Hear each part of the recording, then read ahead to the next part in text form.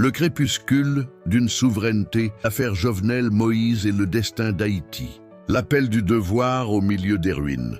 Qu'importe le rang social, l'appartenance religieuse ou la philosophie de vie, chaque citoyen porte en lui une responsabilité inaliénable, celle de protéger le sol qu'il a vu naître. Défendre sa patrie et dénoncer les dérives qui la consument n'est pas un simple acte de militantisme, c'est un devoir sacré, une nécessité existentielle. Pourtant, Haïti semble aujourd'hui suspendu dans un vide moral et institutionnel sans précédent. Du prêtre au Houngan, du fidèle au libre penseur, nous sommes tous frappés par la même foudre. Les catastrophes, qu'elles soient naturelles ou orchestrées par l'homme, agissent comme des tyrans aveugles. Si nous ne parvenons pas à faire corps, malgré nos divergences de perception, le mal qui ronge la nation finira par nous engloutir à l'unisson. La question n'est plus de savoir si nous sommes d'accord, mais si nous sommes capables de survivre à l'effondrement de notre propre maison, les trois piliers de l'effondrement. Le paradoxe moral et le sang de la fonction présidentielle. La première dérive est morale.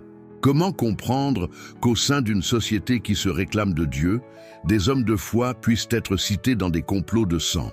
Lorsqu'un pasteur ou un prêtre s'implique dans l'assassinat d'un chef d'État, c'est toute la boussole éthique de la nation qui se brise.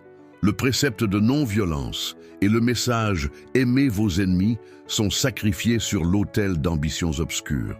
Il faut ici sortir d'une logique boiteuse. L'opinion que l'on porte sur le bilan de Jovenel Moïse ne saurait en aucun cas légitimer la barbarie de sa fin. En acceptant l'exécution d'un président dans l'intimité de sa chambre, Haïti a renoué avec les démons de 1915 et l'assassinat de Villebrun Guillaume Sam.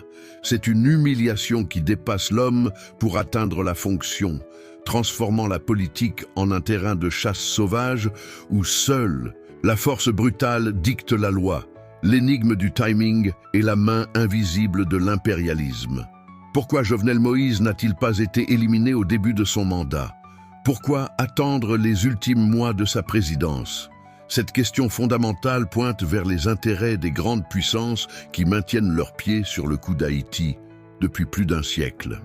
Depuis l'occupation de 1915, la stratégie n'a pas changé. Briser l'armée indigène pour la remplacer par une armée reste avec et détruire la production nationale pour créer une dépendance totale. L'humiliation récente du pasteur Joseph Moïse, ciblé pour avoir tenté d'aider les paysans du Nord-Est à cultiver leurs terres, est le symbole même de cette politique de famine organisée. Jovenel Moïse représentait-il, par ses velléités de contrôle sur certains secteurs économiques ou par ses projets d'infrastructure, une menace pour ce système de dépendance? La coïncidence de sa mort avec la fin de son mandat suggère qu'il fallait l'empêcher de verrouiller une succession ou une politique qui aurait pu nuire à l'emprise impérialiste. Le simulacre de Miami est l'ère des sous-hommes. Depuis le 9 mars 2026, le procès en Floride tente de clore le chapitre judiciaire. Bien que des condamnations à perpétuité soient tombées pour des noms comme Rodolphe Jahar, Joseph Joel John ou le mercenaire German Rivera, le sentiment d'un simulacre persiste. On juge les mains, mais on protège les têtes. À la suite de cet assassinat, un plan macabre s'est déployé. Les puissances impérialistes ont placé des sous-hommes à la tête du pays, des dirigeants sans colonne vertébrale dont la seule mission est de gérer les décombres. Sous leur règne, les gangs sont devenus le bras armé du pouvoir, pillant, violant et vidant les quartiers de leur substance vive. Plus grave encore, la perte de souveraineté est devenue physique. Le plus grand aéroport du pays est désormais une base militaire américaine déguisée. Nous ne sommes plus un peuple souverain. Nous sommes réduits à une condition d'humains sauvages dans un territoire sous occupation criminelle, les questions que le silence veut étouffer.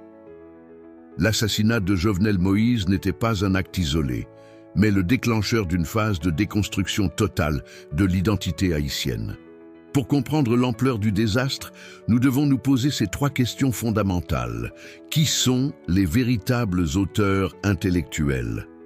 Si l'histoire nous a appris quelque chose avec les destins de Muammar Kadhafi ou de Saddam Hussein, c'est que les complots de cette envergure ne s'arrêtent jamais aux frontières du pays concerné. Comment croire que de simples mercenaires et quelques politiciens locaux auraient pu infiltrer la résidence présidentielle sans une bénédiction venant de sphères internationales bien plus hautes?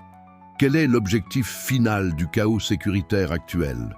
En laissant les gangs dominer la vie quotidienne, les puissances tutélaires créent une situation de détresse telle que la population finit par appeler de ses vœux n'importe quelle intervention étrangère, même si celle-ci signifie l'abandon définitif de notre indépendance.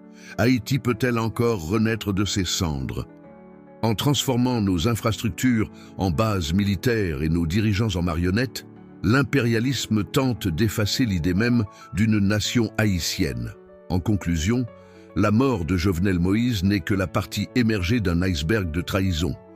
Tant que la vérité ne sera pas extraite des coffres-forts des puissances qui nous jugent en Floride, Haïti restera prisonnière de ce simulacre. Le combat contre la dérive ne fait que commencer. Il demande une union sacrée qui dépasse les religions et les partis. Car ce qui est en jeu, ce n'est plus seulement la présidence, c'est notre existence même en tant qu'êtres humains libres. Si nous ne reprenons pas nos terres, nos aéroports et notre dignité, nous ne serons que les spectateurs impuissants de notre propre effacement de l'histoire. Vision en action, donner matière à penser.